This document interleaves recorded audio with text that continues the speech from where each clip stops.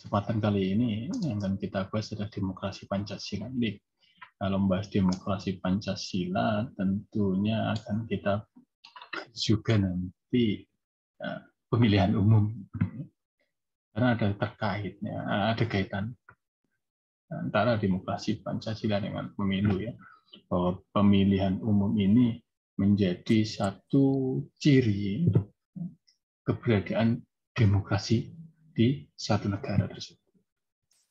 Apalagi tidak mungkin berkata demokrasi tetapi tidak ada pemilihan umum misalnya. Salah satu. Masih banyak ciri lainnya, masih banyak unsur lainnya yang mendukung tegaknya demokrasi. Nah, di Indonesia tentunya demokrasi mesti disesuaikan dengan ideologi negara Indonesia. Kalau di negara liberal ya kita kenal dengan demokrasi liberalnya, gitu ya. Demokrasi yang memang memisahkan antara urusan kepemimpinan, ya, pemerintahan dengan nilai-nilai religius, nilai-nilai keagamaan.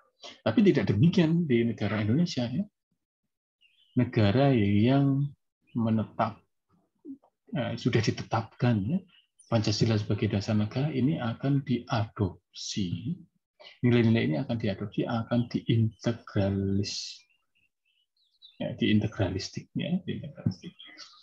diintegrasikan ya, ke dalam proses demokrasi.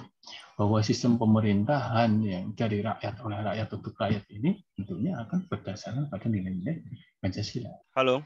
Ketika di negara sekuler, negara liberal, mengelola negara memisahkan diri dengan nilai-nilai ketuhanan, ya, karena sekuler ya, tidak mungkin terjadi di Indonesia. Ya. Di Indonesia yang berdasarkan nilai Pancasila dengan sila pertama ketuhanan yang Maha Esa, kemanusiaan, persatuan, kerakyatan, dan keadilannya, tentunya tidak mungkin melaksanakan suatu proses kepemimpinan, satu proses pemerintahan, sistem politik yang mengesampingkan nilai-nilai ketuhanan tersebut. Maka jangan dipermasalahkan ketika seseorang membawa nilai-nilai ketuhanan yang bersifat universal, nilai-nilai ketuhanan yang bersifat universal, ajaran kebaikan, berbuat baik, itu diterapkan dalam satu sistem demokrasi. Jadi tidak jadi persoalan. Bahkan ketika seseorang itu yang sudah percaya pada ajaran Tuhan kemudian memimpin dan mengintegrasikan nilai-nilai ketuhanan supaya masyarakat yang dipimpinnya semakin religius, ini menjadi hal yang lumrah. Justru menjadi ciri dari satu sistem pemerintahan demokrasi Pancasila. Sistem politiknya ya demokratis itu ya.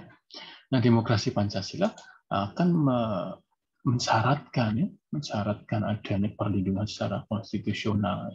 Bahwa manusia yang ada, yang hidup di Indonesia harus dilindungi secara konstitusional. Asasinya, ya, kemudian aturan pemerintahannya, ya, adanya lembaga kehakiman. Maka negara yang demokratis, negara yang sistem demokrasinya baik, ya tidak ada istilah tajam ke bawah, tumpul ke atas gitu ya. Bagaimana bahan diskusi di pertemuan atau materi penegakan hukum. Ada pemilihan umum yang dilakukan secara periodik. Ya.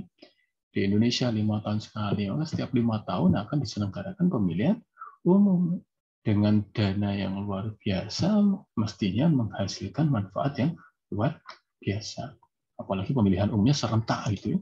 Dari berbagai daerah, ya, kabupaten, kota, ya, bahkan kecamatan, ya, di desa, ya, itu menyelenggarakan pemilihan umum yang TPS-nya itu bisa loh, satu desa itu TPS-nya ada 10, bisa juga.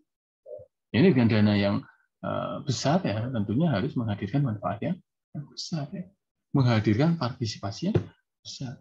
Jangan sampai pemilihan umum yang berbiaya mahal, tetapi masyarakatnya tidak pernah menggubris. Ya. udahlah biarin ada pemilu atau enggak misalnya. Ini tidak pas, berarti kita belum bisa menerima kehadiran ciri demokrasi. Kebebasan menyatakan pendapat, ya boleh ya, menyatakan pendapat itu sebagai hal yang lumrah. Tapi kita harus bisa membedakan mana yang berpendapat, mana yang menghujat gitu ya, Mbak Riana ya, Mbak Wahyu ya, Mbak Sianas ya. Jadi mana yang berpendapat, mana yang menghujat. Orang yang sudah memahami bahwa hidup demokratis itu terbiasa dengan perbedaan pendapat. Berbeda itu bukan berarti musuh. Bukan berarti. Belum tentu ya. Bukan berarti musuh. Saya mau ke kampus ya, lewat utara, ya. Mbak Janas lewat selatan, misalnya. Mbak Putri lewat timur, ya. Mbak Ramadhani lewat barat, misalnya. Jadi endingnya sama, ini ketemu ke masalah kampus. Ya berbeda ya, caranya berbeda. Saya ke kampus naik kendaraan roda 2, ada yang naik roda 4, ya. Ada yang roda 2-nya bermesin, ya. Ada yang tidak. Ya. Ini caranya berbeda, ya. Tapi tujuannya sama nanti. Nah, sasarannya sama. Nah, kita harus terbiasa dengan perbedaan-perbedaan yang seperti ini. Karena memang tujuannya sama, tidak perlu diperdebatkan. Yang jadi persoalan, yang jadi musuh apabila tujuannya berbeda. Ketika kita ingin menjaga negara kesatuan Republik Indonesia tetap utuh, tapi ada yang membuat kericuhan, ya. Ini jelas tujuannya berbeda. Kita ingin sejahtera, kok ada yang menimbun kekayaan, ya. Bikin langka minyak goreng, bikin langka beras misalnya. Ini berbeda. Ini musuh ya, kalau yang seperti itu. Kemudian kebebasan berserikat berkumpul. Kita diberikan kebebasan ya, untuk berserikat berkumpul. Tentunya berserikat berkumpul untuk membahas hal-hal yang baik. Ya. Berserikat berkumpul tentunya membahas hal-hal yang baik. Jangan sampai berserikat berkumpul malah ingin makar gitu ya, Mas Riza ya, Permana ya, Lestari, ya. Kemudian Lesti, ya, Ispandiani. Ya. Ya, kalau lagi kumpul ya apa yang kita curahkan pikiran kita, ya. Apa yang kita bahas itu hal yang baik.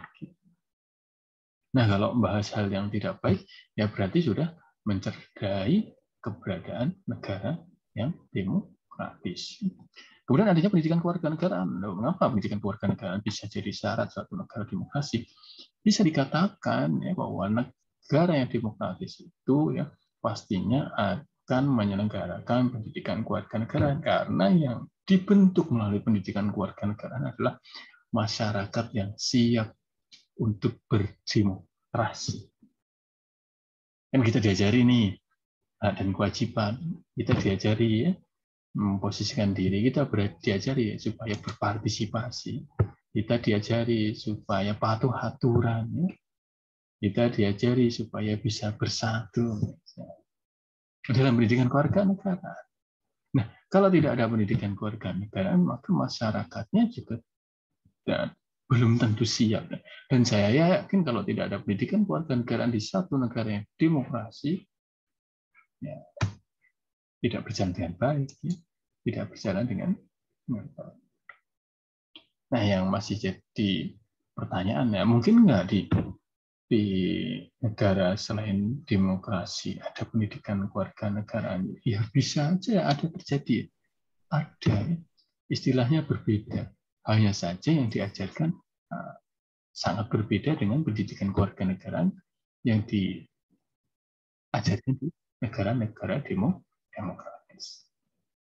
Ya bisa saja di negara yang otoriter, diktator seperti Korea Utara ada pendidikan kewarganegaraan, ya bisa juga, bisa ada. Jadi mungkin yang diajarkan ya tentang ke Korea Utaraan, patuh sama pemimpinnya ya, tidak ada kebebasan berserikat, berkumpul, berpendapat, pemilihan umum dan lain sebagainya. Jadi yang dibentuk warga negara yang taat atau patuh pada keinginan pemimpin saja. Itu bukan negara demokrasi.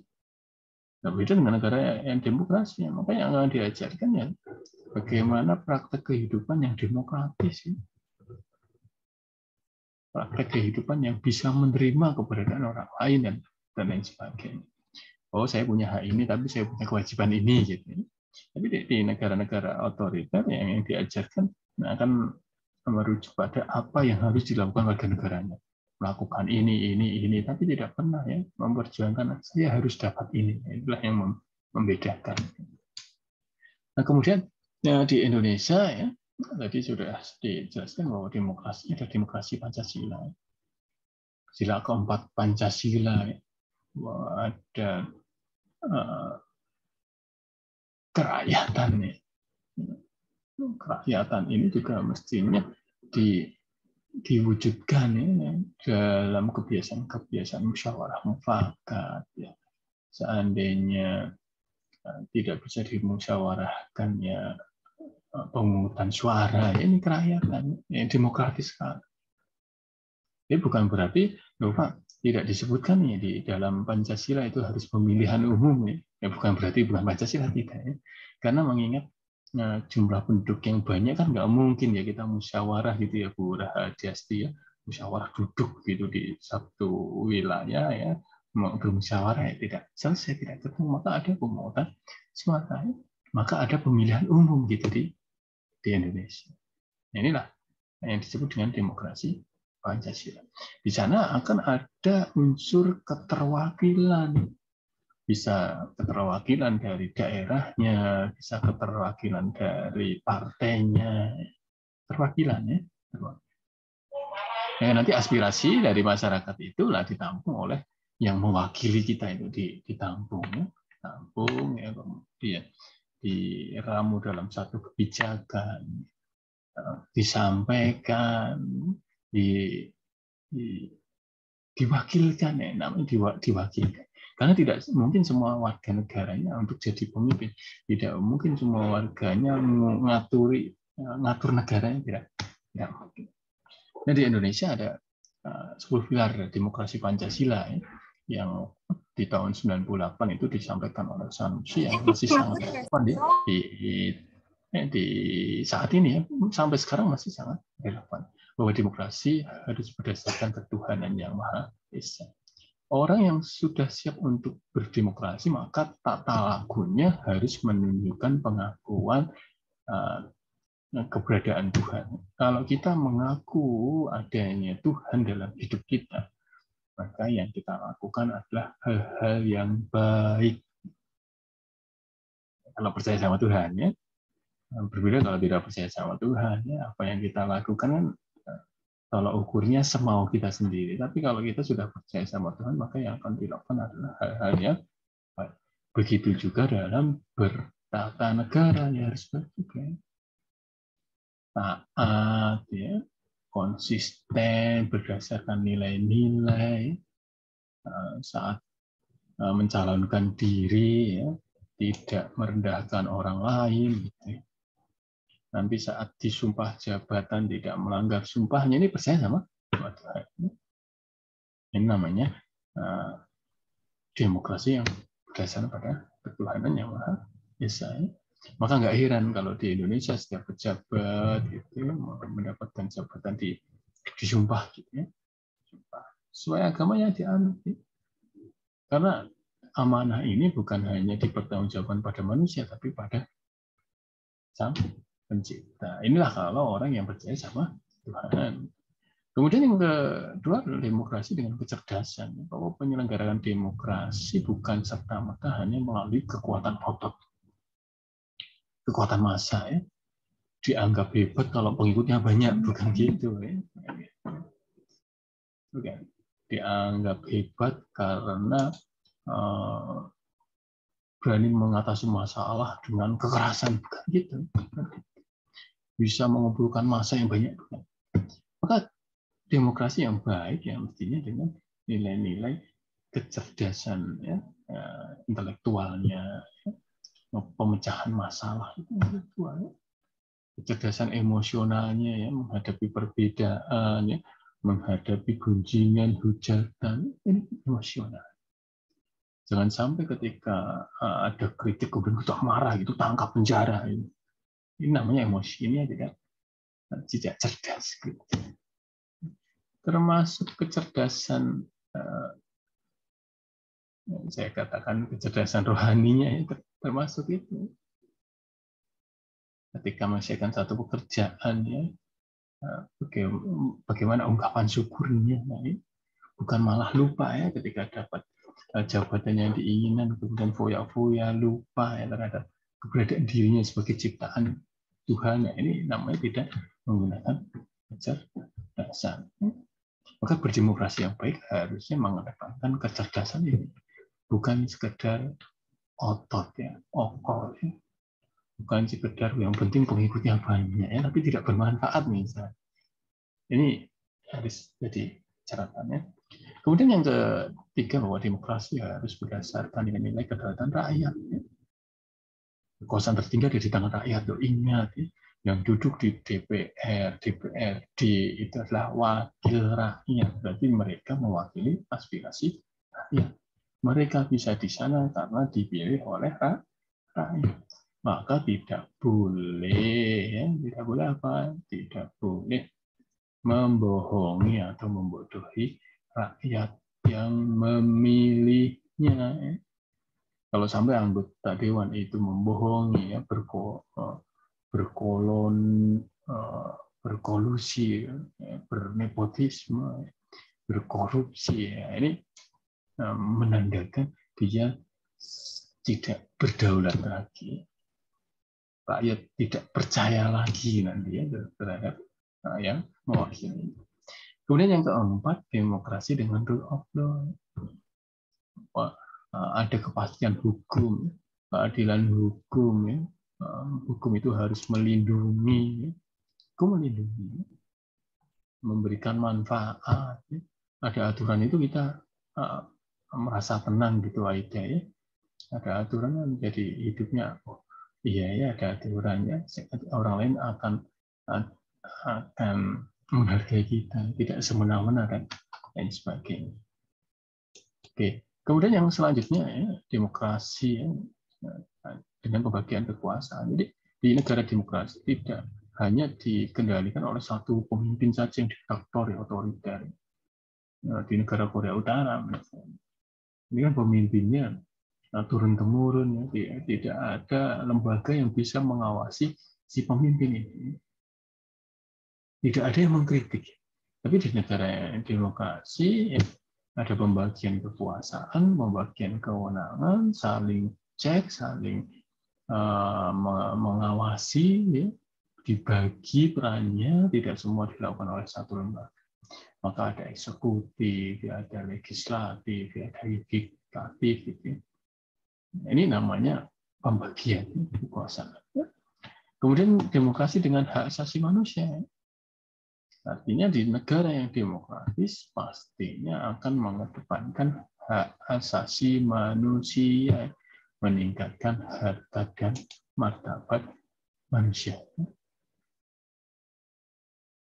Tapi jangan disalahartikan ketika kita negara demokrasi kok mau hargai hak asasi manusia, ya semau saya, ini ya tidak dapat lagi.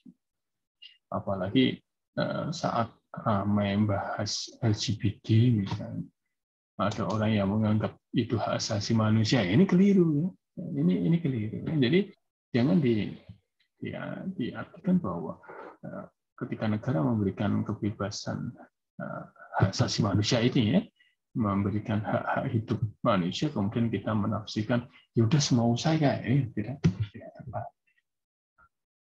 Karena ada batasan-batasan yang tidak boleh ditentang. Ketika negara sudah percaya sama Tuhan, kemudian ada orang yang menganggap sesama jenis itu bagian dari ini namanya keliru. Nah, asasi manusia tentunya akan menyentuh pada semua aspek kehidupannya, bahkan aspek politiknya. Mau milih siapa ya bebas, ya nggak perlu dipaksa, nggak perlu diancam. Ya bunyikan kalau nggak milih nanti tidak selamat misalnya, ya. Bu Rahadiasti, oh harus milih ini loh. Ini sudah tak kasih sembako. Namanya pemaksaan, ya, tidak menghargai hak asasi manusia. Maka hak asasi manusia akan menyentuh pada segala aspek kehidupan.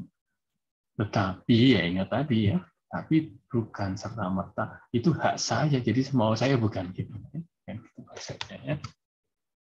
Kemudian dengan demokrasi dengan pengadilan yang merdeka, ya, bahwa pemimpin tertinggi saja itu tidak bisa untuk mengintervensi aturan, tidak bisa mengintervensi hukum. Anak presiden ya kalau salah ya dihukum, ya, anak menteri ya dihukum, anak pengusaha ya dihukum, ya, anak buruh ya dihukum. Namanya pengadilan yang merdeka. Ya. Jadi tidak boleh orang yang berkepentingan itu untuk mempengaruhi proses penegakan hukum. Kita negara demokrasi, kita memberikan kebebasan berpendapat, ya ada kontrol publik di sana. Ketika ada fakta hukum, ya, dalil hukum tidak diterapkan dengan baik, gitu, saat persidangan masyarakat akan marah, gitu, ya, akan mengkritik, gitu. Kontrol publiknya. Kemudian yang 8 adalah demokrasi dengan otonomi daerah. Jadi adanya daerah-daerah otonom yang memang diberikan kewenangan untuk mengelola daerahnya supaya lebih maju. Bukan berarti menghadirkan raja-raja baru di daerah. Namanya daerah otonom. Supaya apa ya? Supaya meringankan ya, pemerintah pusat. Ya. Coba bayangkan kalau tidak ada daerah otonom, tidak ada gubernur, ya, tidak ada bupati, wali kota, semua diatur sama presiden, pusing gitu ya. Tidak ada daerah otonom. Nanti di daerah otonom ada pemilihan kepala daerah, ya, ada pemilihan gubernurnya, ada pemilihan wali kota, ada bupati. Meskipun ya ada daerah-daerah istimewa yang tidak ada pemilihan kepala daerah, ya, misal daerah istimewa Yogyakarta, ya, tidak ada pemilihan umum ya untuk memilih atau pemilihan kepala daerah untuk memilih gubernur, tidak ada. Tapi daerah lain gitu, daerah lain ya ada pemilihan umum untuk memilih kepala daerah ini. Kemudian yang ke-9, demokrasi dengan kemakmuran, bahwa demokrasi ya, ini untuk menuju kemakmuran, ya, kesejahteraan sebesar-besarnya untuk kemakmuran masyarakatnya. Jangan sampai ya adanya demokrasi kok malah orang pada berseteru ya, berkonflik gitu.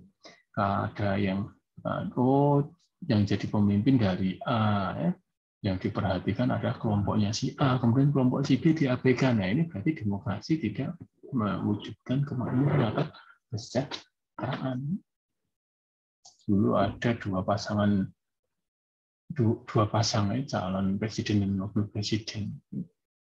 Yang jadi A, kemudian yang B itu pendukungnya diabaikan, ya, aspirasinya tidak diperhatikan, bukan pendukungnya. Ya. Ini tidak boleh seperti itu. Karena kalau sudah paham demokrasi itu ada kompetisi, ya, siapapun yang menang itu kan pemimpin kita. Kemudian yang ke-10, demokrasi yang berkeadilan sosial. Tidak ada anak emas ya. Semua diperlakukan sama sesuai kebutuhannya.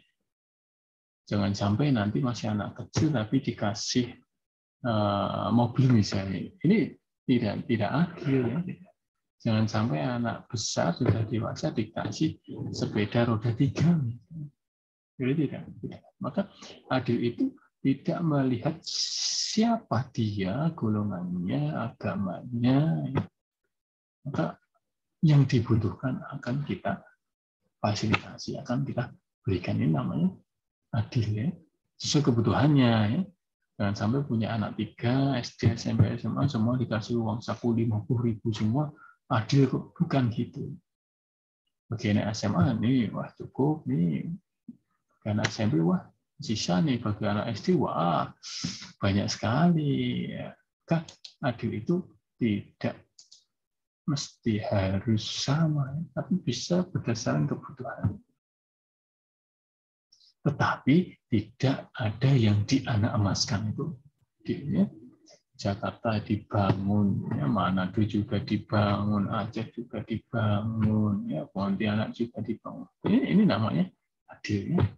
Meskipun nanti proses pembangunannya harus menyesuaikan. Oh, di sana butuhnya ini, di sini butuhnya ini, di tempat lain butuhnya ini.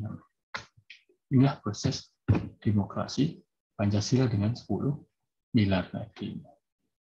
Dari proses demokrasi yang sudah ada, mestinya kita bisa memiliki nilai-nilai untuk mempraktekkan nilai demokrasi tersebut.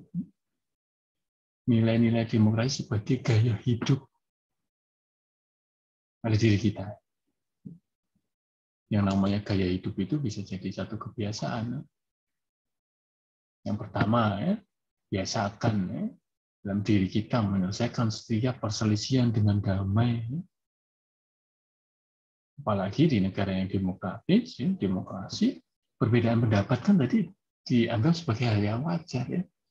Maka perselisihan, perbedaan, ya, meskipun ada permusuhan, ya, konflik, ya harus diselesaikan dengan perundingan atau dialog, ya, sesuai aturan yang berlaku untuk mencapai kesepakatan yang mufakat. Inilah yang disebut dengan gaya hidup berdemokrasi. Yang pertama, ya, karena sadar kok perbedaan pendapat ya, hal yang lumrah, hal yang biasa ya. Kita ada masalah, yuk kita selesaikan bareng-bareng ya. Yuk kita selesaikan dengan kecerdasan tadi ya. Jangan karena punya masa yang banyak, udah ayo turun ke jalan demo, itu bukan menyelesaikan masalah. Dengan kekerasan ya, kemudian berkelahi juga tidak menyelesaikan masalah. Orang yang punya gaya hidup ya, demokrasi ya, tentunya akan menyelesaikan masalah dengan kecerdasan. Kemudian yang kedua, menjamin terselenggaranya peraturan dalam masyarakat. Ya. Terselenggaranya perubahan yang teratur. Ya. Tanpa perlu ada kecuali. Ketika kita sudah paham bahwa di negara demokrasi ada pemilihan umum yang terlaksana secara periodik, ya siapapun yang jadi, ya harus kita hargai. Yang jadi bukan hanya presidennya kelompoknya A saja, tapi itu juga presiden bagi kelompok B, presiden semua masyarakat Indo. Jangan sampai ada polarisasi.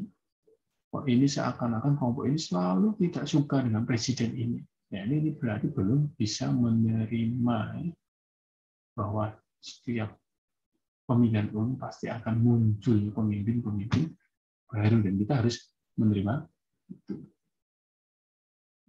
Perlu ya, jadi gaya hidup ya. Kedua, ketika kita besok milih itu Putri ya, dimilih di pemilu ya, Alfika, ya, Anissa, ya, Sana jadi pemilu. Ketika pilihannya tidak jadi, kita juga harus menganggap yang jadi itu juga pemimpin kita. Karena konsekuensinya dari pemilihan umum ada yang menang, ada yang kalah. Yang menang nggak perlu umuk, nggak perlu sombong, yang kalah nggak perlu ngamuk, nggak perlu marah. Karena konsekuensi adanya pemilihan. Kemudian yang ketiga, gaya hidup dengan menyelenggarakan pergantian kepemimpinan secara teratur, tadi adanya pemilu, pergantian kepemimpinan atas dasar keturunan, ya. Anaknya ini meneruskan bapaknya, ya. Kemudian itu bukan ciri dari negara demokrasi. Kemudian ada merebut kekuasaan, ya. Ada kudeta ya istilahnya sering digunakan, ada kudeta itu jadi pemimpin yang sah itu dibunuh atau dilenyapkan, dihilangkan, kemudian diganti pemimpin baru. Ini bukan ciri negara yang demokratis. Kalau tidak suka, silakan menyampaikan kritik. Ini gaya hidup. Tidak suka menyampaikan kritik. Gaya hidup. Jangan sampai ketika tidak suka pada pemimpin, kemudian kita melakukan aksi kejahatan, ini tidak tepat. Ya.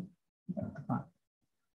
Ya, adanya pemimpin kita hormati, kemudian apabila pemimpin itu mengeluarkan kebijakan yang tidak serg, ya kita kritisi. Kalau kita ingin jadi pemimpin ya dengan cara ya legal, bukan dengan membunuh, bukan dengan menculik, ya, dan lain sebagainya. Dan di negara demokrasi, praktik-praktik pemberian peluang kepada sanak famili untuk berkuasa, untuk memimpin itu tidak cocok, tidak pas, ya, tidak tepat. Tapi bukan berarti apabila ada anak pemimpin, anak pejabat bisa jadi pemimpin di daerahnya, itu tidak boleh, ya. Boleh asalkan melalui proses yang benar, asalkan tidak melalui intervensi, gitu ya. Intervensi. Tidak ada intervensi bapaknya, terus anaknya bisa jadi wali kota, ya nggak apa-apa. Yang jadi permasalahan kalau anaknya bisa jadi wali kota, tapi karena ada intervensi dari orang tuanya, ada pengaruh, gitu. Ada kecurangan yang dilakukan oleh orang lain, ini tidak boleh. Kemudian yang keempat, bahwa negara demokrasi harus menekankan gaya hidup yang meminimal atau menghilangkan, ya, kekerasan. Tidak boleh ada istilah penindasan terhadap minoritas. Saat ada pilkada di salah satu daerah, ya, kemudian ada ancaman terhadap umat minoritasnya, tidak boleh. Tidak boleh. Dan ini harus jadi gaya hidup. Ya. Kita bisa menerima keberadaan orang lain. Ya. Meskipun yang beragama Islam sebagai mayoritas, ya, ada agama lain tidak lantas dianggap sendiri, berbeda, bukan. Ya. Kita harus menerima itu. Namanya gaya hidup demokratis. Jangan sampai ada pemisahan. Ya.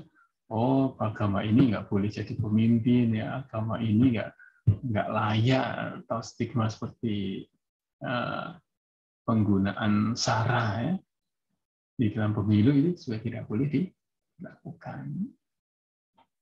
Gaya hidup, ya. Termasuk kita di kampus, ya.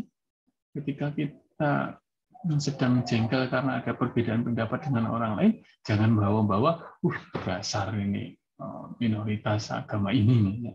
Minoritas suku ini, bukan, gitu, ya. Kemudian yang kelima, gaya hidup yang kelima harus mengakui dan menganggap wajar adanya keanekaragaman. Masing-masing manusia punya pilihan yang berbeda. Mungkin kalau disurvei dari 100 mahasiswa yang ikut Zoom hari ini, kalau ditanyain satu-satu mau makan siang apa, gitu, jawabannya macam-macam, ya. Nah, ini menandakan bahwa kita memiliki keanekaragaman biasa. Keanekaragaman. Maka ketika menemui keanekaragaman, ya tidak perlu, ya, kita merasa paling superior, ya. Budaya saya paling bagus, agama saya paling bagus, etnis saya paling hebat, itu tidak bisa, ya. Di negara yang demokrasi, yang demokratis, bahwa semua bisa duduk bareng, duduk bersama, ya. Beraneka ragam akan semakin indah, semakin bagus.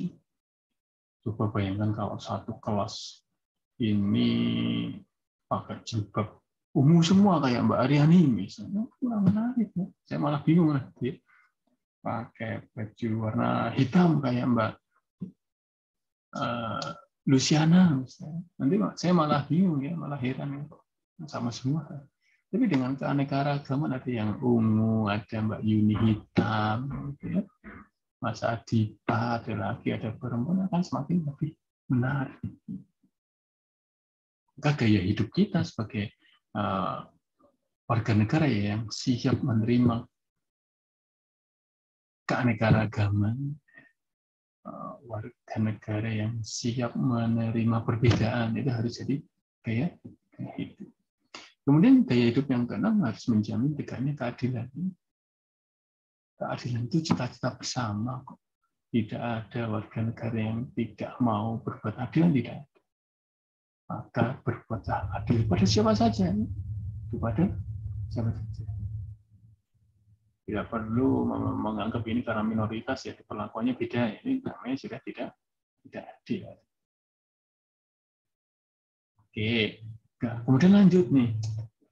Di negara demokrasi tadi ada salah satu unsur atau ciri, ada syaratnya bahwa ada pemilihan umum. Di Indonesia pemilihan umum terlaksana untuk memilih presiden dan wakil presiden, ya, anggota DPR, anggota DPD, ya, DPRD provinsi, ya, DPRD kabupaten kota, ya. Ada juga pemilihan kepala daerah, ya, gubernur, bupati, wali kota. Mengapa saya kasih tanda bintang ya? Istilah yang sering digunakan adalah pilkada, ya, pemilihan kepala daerah. Itu pemilu juga, iya, pemilihan umum, ya. Tapi skopnya tidak nasional. Di daerah yang dipilih itu kepala daerahnya, gubernur, bupati, wali kota. Nah, di Indonesia pemilihan umum ya, kan selalu ada asas pemilihan umum, asas langsung, umum, ya, bebas, rahasia, ini akan selalu ada meskipun undang-undang tentang pemilihan umum akan diperbarui di menjelang pemilihan umum. Itu undang-undang pemilihan umum diperbarui. Tapi asas ini tidak pernah hilang, ya. Yang langsung, ya. Masyarakat sebagai pemilih memiliki hak untuk memilih secara langsung, tidak boleh diwakilkan. Saya dapat undangan untuk memilih sebagai daftar pemilih tetap, kemudian mewakilkan pada Mas Malik. Ini tidak bisa karena memang asasnya saya langsung, yang datang harus saya sendiri. Dan umum ya berlaku untuk semua ya warga negara yang sudah memenuhi syarat. Tidak membedakan agamanya, sukunya, rasnya, jenis kelaminnya. Tidak boleh ya. Oh, yang diperbolehkan memilih yang laki ya saja, yang dari Jawa saja tidak. Umum ya, semua ya warga negara yang sudah memilih. Bebas ya. Orang yang sudah punya hak suara memilih, gitu, ya, berhak menentukan siapa saja ya, yang akan dipilih untuk membawa aspirasinya tanpa tekanan, tanpa pengaruh, ya, tanpa paksaan, tanpa ancaman, ya. Bebas memilih. Kemudian rahasia, ya. Dalam menentukan pilihan, ya, pemilih dijamin kerahasiaannya. Ya. Tidak perlu ya dipotret kemudian dibagikan ke media sosial, tidak perlu karena memang asas pemilunya rahasia. Dulu ya calon presiden ada Pak C sama Pak B, misalnya. Dapat kertas suara, ya, datang ke TPS ya, memilih. Meskipun kita tahu, oh beliau itu sedang mencalonkan diri, saya yakin beliau akan milih dirinya sendiri, misalnya. Kan juga tidak mungkin ya hasil coblosannya di surat suara ditunjuk-tunjukin gitu, mungkin. Karena memang asas pemilu adalah rahasia tadi. Rahasia. Meskipun sebenarnya kita tahu beliau akan milih dirinya sendiri, misalnya. Tapi tetap rahasia, ya, tidak perlu ditunjukkan pada orang lain. Kemudian ada jujur dan adil. Semua pihak yang terkait dengan pemilu harus bertindak bersikap jujur. besok suatu hari teman-teman ditugaskan sebagai panitia pemungutan suara. Ya kalau ada sisa surat suara jangan dicoblos sendiri kemudian ikut dihitung, ini namanya tidak jujur. Dan perhitungan suara kemudian suara ini dikurang ditambahkan di pasangannya calon yang lain, ini tidak jujur. Kemudian adil ya, pelaksanaan pemilu baik pemilih dan peserta pemilu mendapatkan perlakuan yang sama ya, sesuai kebutuhannya, sesuai keadaannya. Tidak boleh dihalang-halangi. Oh, tidak boleh milih nih, tidak boleh milih. Ya, tidak harus berlaku adil. Dan harus menyesuaikan ya, keadaan pemilih yang datang ke tempat pemungutan suara. Ketika ada nenek atau kakek yang tergopoh-gopoh datang mau nyoblos gitu di pemilu, ya kita bantu ya, karena sesuai kebutuhannya. Kita dampingi, ada pengawas diminta untuk mengawasi ya. Kalau tanya ya dijelaskan, tapi tidak diarahkan harus milih ini loh, kayak harus milih ini. Ya.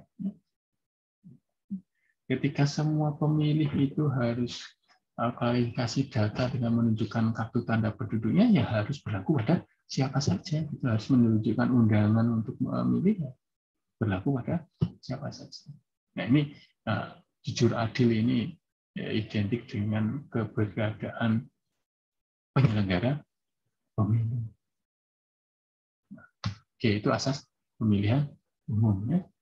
Tujuannya ya, implementasi kedaulatan rakyat jelas, ya, adanya perwakilan politik, ya, pergantian pemimpin, ya, legitimasi pemimpin publik. Jadi pemimpin yang dipilih ya melalui proses yang berdasarkan aturan itu legitim. Tidak mengada-ngada, ya memang itu yang jadi gitu ya, tidak mengada-ngada. Kemudian partisipasi dan pendidikan politik rakyat. Ini penting bahwa pemilihan umum nanti akan mengedukasi masyarakatnya. Masyarakat akan menilai, oh saat kampanye calon ini seperti ini, calon ini seperti ini. Gitu. Oh kalau jadi petugas pemungutan suara itu seperti ini pendidikan politik. Oh, kalau ada black campaign, saya menyikapinya seperti ini, pendidikan politik rakyat. Ya. Nah ini dasar hukum ya, adanya pemilu, undang-undang ini akan selalu diperbarui ya, setahun atau 2 tahun menjelang pemilihan umum. Tetapi asas tadi ya, asas langsung, umum, bebas, rahasia itu akan tetap selalu ada, kan tetap berlaku ya meskipun undang-undangnya, aturannya berganti. Ini ada hak pilih, ya, ada hak mencalonkan diri, ya, dipilih. Itu ada di dalam undang-undang tersebut. Nah, ada anomali, ya. Anomali itu keanehan, ya. Keanehan yang hampir selalu ada di setiap pemilihan umum. Money politik, ya. Biasanya calon akan berlomba-lomba menjadi sosok yang dermawan. Ya. Nah, kalau menjelang pemilu kan banyak orang baik gitu ya Mas Malik ya, bagi-bagi sembako ya, bagi-bagi kaos itu ya Mas Malik ya, Mbak Dinda ya, tiba-tiba kok mau kasih sumbangan bangun tempat ibadah, bangun jalan, ini baik, berlomba-lomba. Ini anomali ya, keanehan gitu ya. Ada juga serangan pacar, dikasih amplop suruh milih ini. Kemudian ada black campaign, hoax ya, hate speech, menyerang secara personal. Oh, calon ini dasar seperti ini ya, bohong ya, kita sebarkan kebaikan, tapi ada harusnya sebarkan kebaikan, tapi ada calon ya malah menyebarkan keburukan calon. Ini kompetisinya tidak sehat ya, kompetisi tidak sehat. Apalagi di setiap pemilihan umum selalu dihembuskan lagi isu tentang kehadiran PKI misalnya, tentang kehadiran ormas terlarang misalnya. Ini tidak bisa dijadikan kewajaran, maka kita anggap anomali karena tidak wajar. Kemudian politik identitas, polarisasi massa, ya. Ada kelompok-kelompok yang selalu berseteru, ya. Seakan-akan ini terpisah, ya, tidak pernah bersatu. Jadi ketidakwajaran ini namanya anomali. Kok segitunya ya mengidolakan calon saat kampanye gitu, saat pemilu itu mendarah daging sampai benci banget sama calon lainnya. Ini namanya polarisasi. Ini tidak tepat. Bahkan sampai sekarang ya Bu Reni, ya, di media sosial kan polarisasi itu masih nampak sekali antara si pendukung A dengan pendukung B, begitu ya Bu Reni ya, nampak sekali. Seakan-akan apa yang dilakukan oleh A tidak baik di pendukung B, yang dilakukan B tidak baik di pendukung. Namanya polarisasi jarak. Mengapa kita anggap sebagai anomali? Tidak wajar, ya. Karena di negara demokrasi kan bisa menerima perbedaan pendapat, bukan membenci ya apapun yang dilakukan oleh kompetitor. Kemudian anomali yang ketidakwajaran lainnya terkait pendidikan politik yang tidak berjalan dengan baik, sosialisasi yang tidak lancar, tidak baik, angka golputnya masih tinggi, ya. Calon menunjukkan sosok yang arogan, ya. Kalau menang itu foya-foya, kalau kalah marah, ngamuk. Ini tidak baik bagi masyarakat. Nah, masyarakat jadi, loh ini gimana nih? Nah, si calon ini tidak memberikan pengetahuan yang baik kepada masyarakat. Ini tidak wajar. Ya? Tidak wajar. Kemudian data pemilih yang masih sering bermasalah. Ya. Ada yang sudah meninggal, yang masih tercatat, ya. Harusnya tercatat, ya, dapat hak pilih kok tidak diundang. Ya. Ketidakwajaran lainnya adalah perhitungan suara, penggelembungan suara, surat suaranya disalahgunakan, ya. Kemudian surat suaranya dicoblosi sendiri. Ini anomali ketidakwajarannya dalam pemilihan umum. Ya. Ada ASN yang menggunakan, ya, jabatannya untuk mempengaruhi, memaksa bawahannya. Ada ASN yang saya katakan tidak netral, ya, tidak netral. Karena kadang ada yang mempengaruhi, kalau ke negeri harus pilih ini loh misalnya. Ini namanya tidak.